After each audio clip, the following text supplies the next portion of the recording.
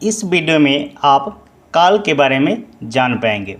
काल किसे कहते हैं तथा काल कितने प्रकार के होते हैं। तो आइए जानते हैं कि काल की किसे कहते हैं। हम काल की परिभाषा जानेंगे एवं उसके प्रकार या भेद के बारे में जानेंगे कि काल कितने प्रकार के हैं एवं उनके भेद कितने हैं। तो आइए शुरू करते हैं। सबसे पहले हम काल की परिभाषा जानेंगे। काल किसे कहते हैं? तो क्रिया के जिस रूप से किसी कार्य के होने के समय का बोध होता है उसे काल कहते हैं।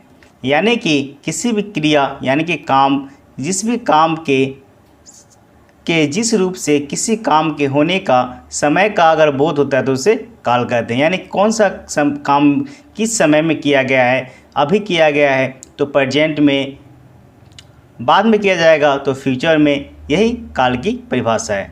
तो एक एक करके हम धीरे धीरे करके इसकी परिभाषा जानते हैं। तो काल किसे कहते हैं? क्रिया के जिस रूप से किसी कार्य होने के समय का बोध होता है उसे काल कहते हैं। यानी कि जो समय है, समय पे ही सारा काल हमारा डिपेंड होता है कि कौन वर्तमान काल में है, कौन भविष्य काल में है और कौन भूत काल में है। जैसे परिभाषा के बाद इसी एग्जाम्पल की बात करें, जैसे यह घर राम ने बनवाया था, तो ये बनवाया था लग गया, इसमें ये हो गया तो क्या हुआ, ये बीता हुआ समय, यानी कि यह जो है बीता हुआ, यानी कि भूतकाल में यह चला जाएगा। वह गाना गा रही है मतलब क्या, गा रही है तो यानी यह भी काम चल रही है तो यह वर्तमान काल में आ जाएगा। जैसे वह समय भी, जो अभी समय अभी चल रहा है, अभी काम हो रहा है, वह वर्तमान काल में काम हो रहा है, वह वर्तमान काल आएगा। कमल बड़ा आदमी बनेगा अभी बना नहीं है लेकिन बनेगा या नहीं बनेगा वो तो बात की बात है, कि बनेगा यहाँ आगे तो ये क्या हुआ, आने वाले समय की बात हो रहा है, तो यहाँ पे यह भविष्य काल हो जाएगा। यानी कि काल जो है तीन ही होते हैं। एक जो है वर्तमान काल, जो अभी चल रहा है, किसी कोई भी काम अभी हो रहा है उसे हम वर्तमान काल कहते हैं। भूतकाल जो बीता हुआ है, जो पहले काम हो चुका है उसे भूतकाल कहते हैं, और जो आने वाले समय में होगा उसे हम भविष्य काल कहते हैं। तो काल कितने प्रकार के हैं? तो काल 3 प्रकार के होते हैं। पहले नंबर पर वर्तमान काल, दूसरे नंबर पर भूतकाल और तीसरे नंबर पर भविष्य काल। यानी कि काल 3 प्रकार के हैं, वर्तमान काल, भूतकाल एवं भविष्य काल। लेकिन इसके भी अलग अलग भेद हमें देखने को मिलते हैं। मैं आपको धीरे धीरे एक एक करके समझाऊंगा। सबसे पहले हम वर्तमान काल की परिभाषा जानते हैं। वर्तमान काल किसे कहते हैं? क्रिया के जिस रूप से यह पता चले कि कार्य अभी हो रही है या रनिंग में है, यानी अभी चल रही है, उसे वर्तमान काल कहते हैं। यानी कि क्रिया के जिस रूप से, यानी कि काम के जिस रूप से यह पता चले कि वह काम अभी चल रही है, वर्तमान समय में चल रही है, उसे हम वर्तमान काल कहते हैं। जैसे राम आम खा रहा है, वह खा रहा है, अभी खा ही रहा है, वो रनिंग में भी खा रहा है, तो ये वर्तमान काल आएगा। सीता गीत गा रही है, वह गा रही है, अभी काम कर रही है, वह वर्तमान काल में आएगा। दूसरे नंबर पे हमारा है, अच्छा वर्तमान काल के भी हम यहाँ पे भेद अलग अलग है। वर्तमान काल, यहाँ पे काल 3 प्रकार के होते हैं, वर्तमान काल, भूतकाल, भविष्य काल। लेकिन इसके भी अलग अलग भेद है। वर्तमान काल के भी अलग भेद हैं, भूतकाल के भी अलग भेद है और भविष्य काल के अलग भेद है। भेद यानी कि प्रकार, वर्तमान काल के भी अलग 2-3 प्रकार हैं, भविष्य काल के भी है और भविष्य काल के हैं। यहाँ मैं आपको बता देता हूँ। वर्तमान काल के जो भेद है, भेद बोलिए या प्रकार बोलिए, एक ही बात है। तो वर्तमान काल के जो भेद है वह है सामान्य वर्तमान। सामान्य वर्तमान का अर्थ क्या होता है? जिस क्रिया से वर्तमान काल में क्रिया होने का बोध हो उसे सामान्य वर्तमान कहते हैं। जैसे पवन दौड़ता है, यह वर्तमान में चल रहा है, यह वर्तमान सामान्य वर्तमान काल कहलाता है। दूसरे नंबर पे अपूर्ण वर्तमान। अपूर्ण से ही पता चलता है कि यह काम अभी पूरा नहीं हुआ। जैसे बच्चे खेल रहे हैं, तो बच्चे तो खेल रहे हैं लेकिन वह रनिंग में है, यानी कि अभी काम चल ही रहा है, वह ख़त्म नहीं हुआ। यानी कि इसकी परिभाषा की करेगा तो क्रिया के जिस रूप से यह बोध होता है कि कार्य वर्तमान काल में शुरू हो गया है लेकिन अभी जारी है, यह खत्म नहीं हुआ है, उसे हम अपूर्ण वर्तमान कहेंगे। जैसे बच्चे खेल रहे हैं। तीसरे नंबर पे हमारा है संदिग्ध वर्तमान। संदिग्ध से मतलब होता है कि यह काम हुआ या नहीं, इसकी कोई गारंटी नहीं है, यानी कि क्रिया के जिस रूप से उसके वर्तमान काल में होने अथवा करने का संदेह हो उसे संदिग्ध वर्तमान कहते हैं। जैसे पवन आता होगा। पवन आता होगा क्या है, यह संदिग्ध है, या आता है कि नहीं किसी को नहीं पता, बस संदिग्ध है कि यह आता होगा, वह आ भी सकता है और नहीं भी आ सकता है। दूसरे नंबर पर चलते हैं। दूसरे नंबर पे हमारा था भूतकाल। भूतकाल किसे कहते हैं, क्रिया के जिस रूप से बीते हुए समय का बोध होता है उसे भूतकाल कहते हैं। यानी कि जो भी सेंटेंस है, जो भी वाक्य वहाँ में दिया गया है, उससे हमें पता चले कि यह काम पहले हो चुका है, उसे हम भूतकाल कहते हैं। जैसे परीक्षा समाप्त हो चुकी है। परीक्षा जो हो चुकी है, समाप्त हो चुकी है, पहले कंप्लीट हो चुकी है, इसलिए यह भूतकाल कहलाती है।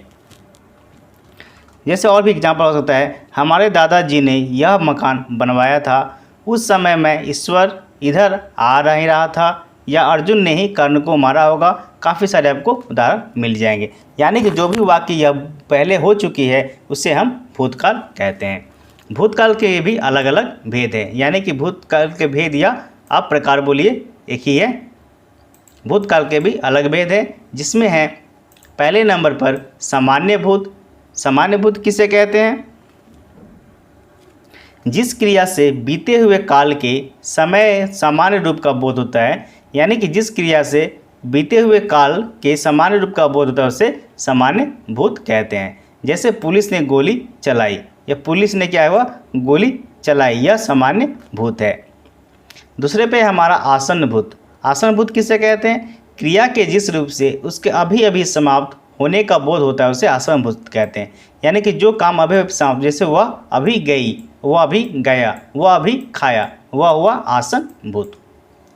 तीसरे नंबर पे हमारा है पूर्ण भूत। पूर्ण से हमें पता चलता है कि यह काम समाप्त हो चुका है, यानी कि राम ने रावण को मारा था, यह जो है काम समाप्त हो चुका है, यह बहुत पहले हो चुका है, इसलिए इसे पूर्ण भूत कहते हैं। इसकी परिभाषा की बात करें तो जो क्रिया यह बोध कराती है कि कोई कार्य बहुत पहले समाप्त हो चुका है या कर चुका है उसे पूर्णभूत कहते हैं। जैसे रावण ने राम को मारा, भगवान कृष्ण बहुत सुंदर बांसुरी बजाया करते थे। काफ़ी सारे आपको उदाहरण देखने को मिल जाएंगे। चौथे नंबर पे हमारा है अपूर्ण भूत। अपूर्ण से पता चलता है कि यह काम जो है पूरा नहीं हुआ। जैसे सीता गाना गा रही थी, वह सीता गाना गा रही थी लेकिन वह अभी गा ही रही है, वह अभी समाप्त नहीं हुआ, यह अपूर्ण भूत कहलाएगा।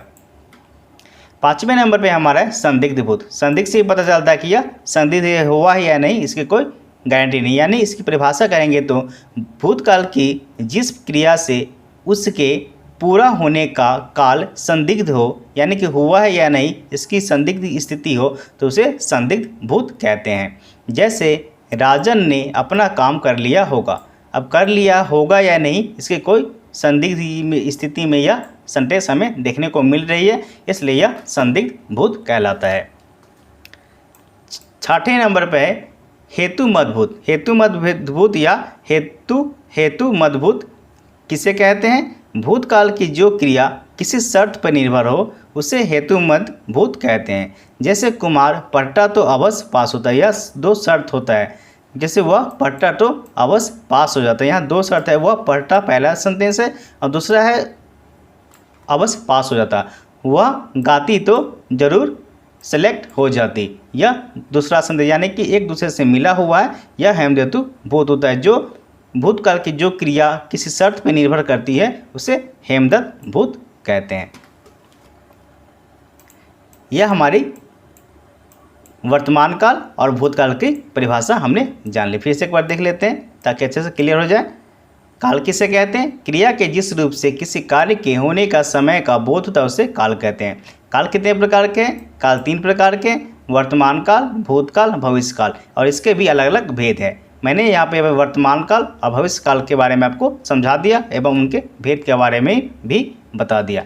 अब हम चलते हैं भविष्य काल की परिभाषा पर।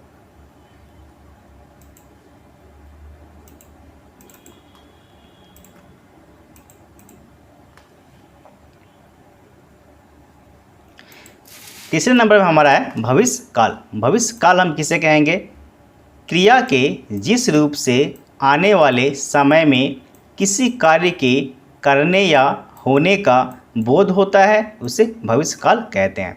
यानी कि क्रिया के कोई भी काम है जिसके आने वाले समय में वह किया जाएगा या होगा उसे हम भविष्य काल कहते हैं। इसकी परिभाषा अगर बोला जाए तो लिखेंगे क्रिया के जिस रूप से आने वाले समय में किसी कार्य के करने या होने का बोध हो उसे भविष्यकाल कहते हैं। जैसे मैं कोलकाता जाऊंगा, यह भविष्य की सेंटेंस यानी कि मैं जाऊंगा, यह अभी मैं गया भी नहीं और गया था भी नहीं, मैं जाऊंगा यह भविष्यकाल में। मैं खेलूंगा, मैं गाऊंगा, यह भविष्यकाल की परिभाषा हो जाएगी। इसके बाद भविष्यकाल के भी दो भेद हैं, यानी कि दो प्रकार हैं, सामान्य भविष्य और संभावित या संभाव्य भविष्य। सामान्य भविष्य किसे कहेंगे? भविष्य काल की जिस क्रिया द्वारा यह बोध हो या हो कि क्रिया भविष्य में होगी उसे सामान्य भविष्य कहते हैं। जैसे राज खेलने जाएगा, यह खेलने जाएगा राज, यह सामान्य भविष्य की परिभाषा है। दूसरे नंबर पर हमारा संभावित, यानी कि संभावित है, वह जाएगा, करेगा या नहीं करेगा इसकी कोई हमें पता नहीं है। जैसे शायद वह पढ़ने आ जाए, यह भविष्य काल की है, शायद वह पढ़ने, वह अगर पढ़ने आ जाए आएगा तो वह भविष्य काल हो गया। उसमें अगर संभावित भविष्य तो वह शायद वह पढ़ने आ जाए, शायद वह खेलने आ जाए, शायद वह घूमने आ जाए, यह भविष्य काल में आ जाएगा। तो भविष्य काल किससे कहते हैं? क्रिया के जिस रूप से आने वाले समय में किसी कार्य के करने या होने का बोध हो उसे भविष्यकाल कहते हैं। जैसे मैं कोलकाता जाऊंगा। भविष्यकाल के भी दो भेद हैं, सामान्य भविष्य और संभावित भविष्य।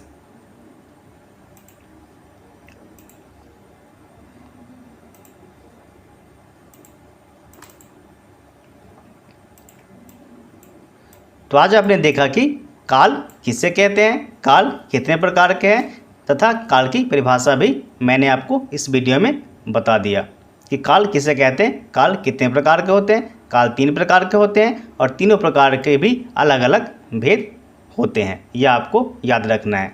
सबकी अलग अलग परिभाषा आपको या उसकी एग्जाम्पल आपसे पूछ ले जाते हैं। यानी कि सामान्य भविष्य की परिभाषा बताइए, अपूर्ण भविष्य की परिभाषा बताइए, सामान्य वर्तमान की परिभाषा बताइए, या सब कोई संदेश दे देगा, बोलेगा कि आपको यह कौन सा वर्तमान काल है। यानी कि वर्तमान काल तो है लेकिन कौन सा वर्तमान काल है, सामान्य वर्तमान काल है, पूर्ण वर्तमान काल है, संदिग्ध वर्तमान काल है, इसको आपको पहचान करना होता है। भूतकाल में भी ऐसे होता है, भविष्य काल में भी ऐसे होता है। आपको एग्जाम्पल दे देगा, आपको बोलेगा भविष्य काल का कौन सा भेद है। तो इस प्रकार अगर आपको ये क्लियर रहेगा तो आपको कोई परेशानी नहीं होगा। तो आज के लिए इतना ही। अगर आप हमारे चैनल पर नए हैं तो चैनल को सब्सक्राइब कर दीजिए, जिससे हमारे आने वाली वीडियो की नोटिफिकेशन आपको सबसे पहले मिल सके। तो मिलते हैं अगले वीडियो में।